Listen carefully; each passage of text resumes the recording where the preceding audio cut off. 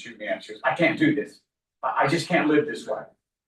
Well, of course, you can choose the way you die too. She was very miserable for those next 15 years of her life, and a lot of pain in and out of the doctor's offices and hospitals constantly, because she's trying to juggle it with drugs, synthetic drugs. It's kind of like you guys that know the chemistry of the oil industry.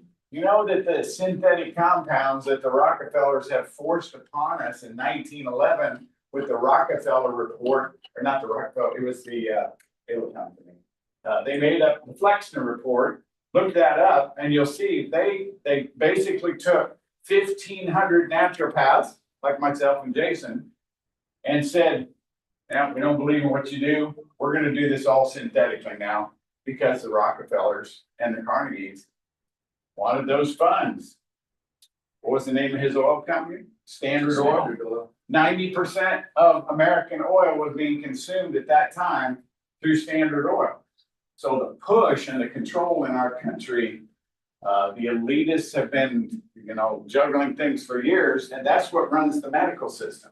That's what tells you, or tells these doctors, trains these doctors to do. Now, I'm far-fetched in saying, not far-fetched in saying that I want to be in this country if I have an accident, I get a broken leg or I get an arm severed off or something crazy happens, the miracles that they can do in emergency medicine. But high blood pressure, that's not emergency medicine. That's lifestyle related. Diabetes, that's not emergency medicine. That's lifestyle related. These chronic degenerative diseases that your ancestors and that you may be dabbling with, like I was, they're degenerative, but the body isn't designed that way. We're designed to regenerate. If you come into our office and we look at live blood under a microscope and prick the finger, that's one of the teaching points I start with and go, well, I'm going to prick your finger. Do you have the faith to believe it's going to heal? Sure. The body is only designed that way. And that's what we'll see in these genetics and how we're built at the cellular level. The body can repair, control inflammation, deal with gut imbalances of flora. We have so many antibiotics in chemicals, in food, in animals that we eat. And then I was an antibiotic addict for years and I was so chronically ill that when God opened up this opportunity for me to do this, it came out of being very sick. I had to make major changes. I had to take a close look at my life at age 25. Am I going to be in a wheelchair while I have kids? How could I enjoy that time with them? So it was the motivation of inflammation. I had dysbiosis problems. This is a big one we talk about. It affects all these others, and that's the nutrient uptake that we get from the nutrients in our diet, how we supplement to fill in the gaps. That intracellular communication gets disrupted. How many of you have ever had a silver filling in your mouth? Show of hands. Quite a few. You know what off gas is from that silver? It's 48% mercury. And we know how toxic mercury is now, but back when the American Dental Association was highly enforcing that, they didn't know. Now we know. You can see neuron degeneration that occurs. It's linked to Alzheimer's disease, but yet dentistry is not going to, or the ADA won't admit to that being a wrong choice because it's hard to see a mercury molecule active in our body chemistry. We're talking about molecules, and I can show you a video how they introduce a molecule into a nerve it's like 1 to 10 to the -7 power. That small of a molecule of mercury is introduced onto this slide, and you can see the nerve just degenerate right before your eyes. Fascinating. But the science is out there, but when the science goes to the American Heart Association or the American Diabetes Association, they'll publish information. But does the medical community practice what's published? It doesn't make good money. Just tell someone they need to eat better, they need to get plenty of rest, and the simple things that regenerate out and focus on that. So we're going to cover up problems with meds. I was on those for years, and this system then gets more disrupted, and you can see them listed here, those age-related diseases, cardiovascular, cerebral vascular, This is a big one. We were talking about it at our table about memory and how your brain uses 10 times the amount of energy in the form of glucose through that energy burning process in the brain, 10 times the amount of energy than any other cell in your body, all your muscles, your quads when you're doing squats, which I was doing 210-pound squats yesterday just to do a video for my Facebook to tell people that when you get older, you can still be strong. Jack LaLanne was, I got a picture of that dude in here, I'm sure with you. So protein balance, DNA damage, we're going to talk about telomeres, how you can prevent those from degrading and actually increase the length of a telomere. If you make changes today, maybe you think you're going to live to 85, 90, my dad's 90 right now. But our potential, what is that? Let's take a look. This was the diagnosis that I had, and these are the gentlemen that have had this condition. They showed x-ray or these pictures to show what happens to the spine. It gets severely misshapen. And you can tell my spine is not in that state right now. But it's daily work. Like Alton was saying, he gets up at 4 o'clock in the morning every day, works out 5 days a week to stay fit at 78. And you can expect that to come many years from now. The powerhouse of your cell, you've heard of it, it's the mitochondria. It's the engine that makes the fuel. The ATP synthase is where a molecular machine that converts the energy stored across the membrane into ATP, the cell's primary energy currency. ATP activates muscle contraction, nerve impulse transmission, and protein synthesis. What does that mean? To synthesize proteins means repair. Are you giving your body what it needs so it can repair? I did those heavy deadlifts yesterday, and I did the heavy squats with the hex bar, and I was pretty sore last night. So while I was at a men's meeting last night, I just got on the floor while they were talking. I was stretching and doing some loosening up, and then went back home and took an Epsom salt bath, and I have no soreness today. Repaired overnight, literally, because I practice these things. They take a little extra time to fill that tub. It's nice. I can listen to music while I'm in there. Take about a 20-minute bath. Any of you who have physical activity, if you put a cup of Epsom salts in your bathtub and soak every night, you will have muscle health that improves its shocks you. Because magnesium is such a key element for muscle function, and we're so acidic, we don't get enough magnesium. So it assimilates in our tissues. You can literally draw off fluid. I have many clients that have had excess swelling in their tissues. We just tell them, soak in a bath. One girl would soak twice a day, and in the first week she did that, she lost 8 pounds of body fluid. So simple little things we can do. In fact, Jesus even said this. He said, God sends the simple things to confound the wise, like the medical community, right?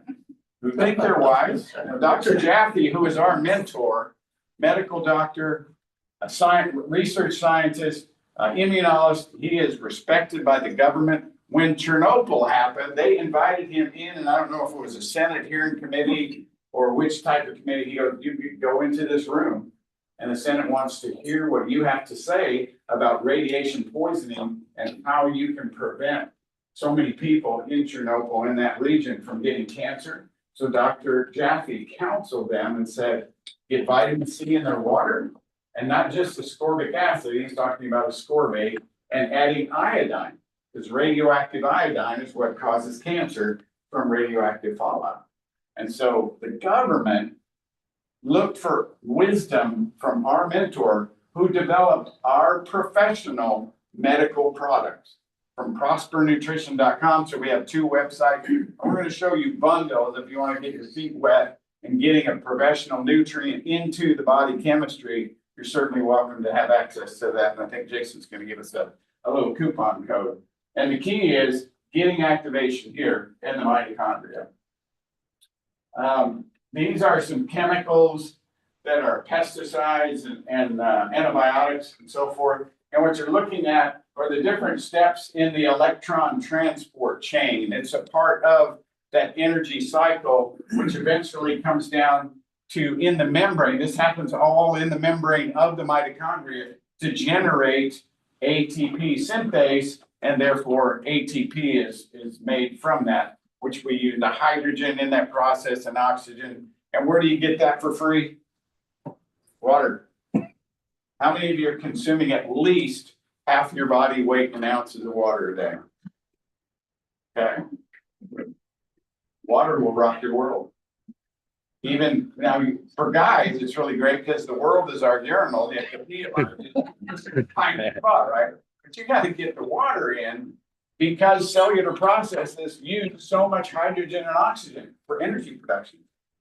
Try this sometime. Feeling kind of dragged out, just go get about a 16-ounce glass of water and go down the hatch, sit there for a minute and watch and see what happens. I've seen it multiple times in the clinic because we have to hydrate blood. If I'm sticking a finger, I can't get anything out.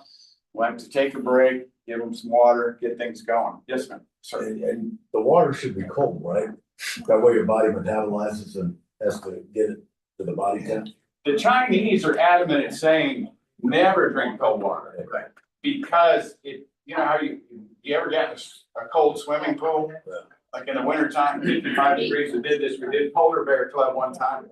And your muscles freeze up, your lungs freeze up, and so your digestion does too. It's good to have warm drinks in the morning. I have tea, have just room temperature water with my vitamin C in it. So I've already consumed a couple of quarts of water before coming here. Room temperature or Yeah. what?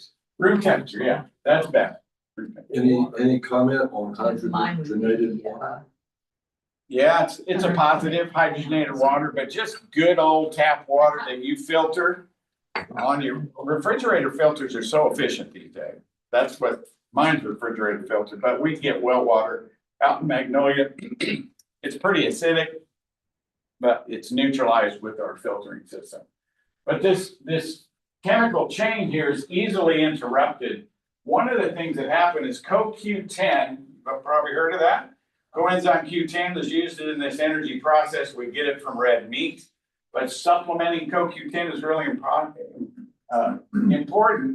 and it's depleted in statin-consuming medication. Now, let me tell you something. If any of you, and I'm going to guess probably a third of you are on a statin med, or hopefully less. Statin medications cause so much damage to tissue. They block testosterone function. The problem is not cholesterol. And if you read Dr. Sinatra's research, and what's the name of his book, Jason? The Cholesterol Myth, I think is the name of it. Basically, he asked the question, well, what is cholesterol? Like Dr. Jaffe did. So Dr. Jaffe was at NIH back in the 60s or 70s. And guess who was right next to him? Mr.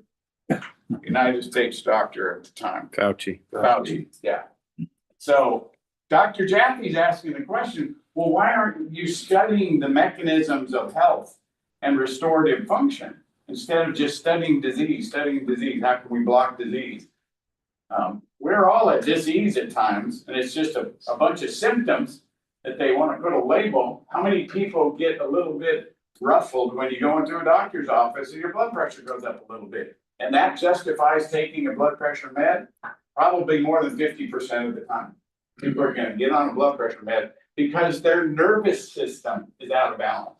And that's a whole nother discussion. We do neurotransmitter testing to find out, do you have enough serotonin or dopamine or GABA that calms you? You'll know based on how you're sleeping. Do you sleep 7 to 8 hours and maybe only wake up once and wake refreshed in the morning and feel repaired? That's me. And my serotonin levels were really low when I tested. It's a simple urine test. We send it to a lab in Chicago and we get the information. But all of that impacts cellular function, and these interfere with every step of energy that's produced. And then we miss out on the energy we could have to maybe play another 18 holes. My dad and I played in the father-son golf tournament in Myrtle Beach. We would get up in the morning. This was when he was in his late 70s. We'd get up in the morning, we'd do a light workout, get our breakfast. We'd go play in the tournament up till noon, then we get a lunch. Then we go to another golf course, and we play 18 in the afternoon. And then we go take another break. We probably lay up at the hotel for a little while, with the condo. And we'd get some more fuel, and then we would go play night golf at one of the smaller golf courses. Played 54 holes of golf in a day, multiple times on those trips. To have that kind of endurance and energy takes a lot. And it happens all at the cellular level. Blood sugar is your raw material, keeping it maintained. If you try to starve yourself, can anybody give me the definition of the word calorie? Fuel. Energy, yeah. It's fuel. So if you starve your calories, maybe you're eating like a sumo wrestler. A morning big breakfast and then a big dinner. That's how they eat. To give them big meals slows their metabolism down and they get bigger so they can wrestle. Mammals, which we are, love to eat all the time. In my truck, I have got a whole bunch of snacks that I snack on all day. What are they? Dehydrated salmon bites with a maple seasoning. I've got some pumpkin seeds out there. I've got some protein powders, vitamins, minerals. Just keep fueled all day long. Just stay fit and lean. And Alton mentioned about being within a pound of his weight that he was when he graduated from high school. And this is me. Graduated high school. This is how I looked. I was a half inch taller. But do you have pecans? I do have pecans on a regular basis, a good part of the eating program. So there's some complexity within the cell that utilizes nutrients involved in this raw material of energy. So here's a fun talk, the telomeres within the cell. This is a microscopic picture of the DNA, and you see these little glowing caps. These are on the end of the DNA, these are called telomeres. Telomeres are repetitive sequences of DNA located at the end of the chromosome, similar to the plastic tips on the end of your shoelace, the little caps. They protect chromosomes, genetic information during DNA replication. Remember that, replication, repair, rebuilding. Are we protecting our body to allow it to repair to its full potential? And what is that? We really have amazing potential. And prevent the end of the chromosomes from being recognized as damaged DNA. So here's a bigger picture of it. On the end of the DNA, you've got these telomeres on the end of the chromosomes. Now, we saw that picture of the cell back here. This massive organism that we have 70 trillion of in our body. It's got all these unique parts to it. The DNA we're talking about is inside the core of the nucleus and very well protected. We don't have DNA damaged diseases out there. The epigenome discovery that happened in the genetic work that was done right around the passing of the 90s into the early 2000s, genetic research found out that all this degenerative stuff we're dealing with, these diseases, modern day diseases, have to do with our genetic response, the cellular response to the outside environment. How does the body respond to this toxic world? Do you know the CDC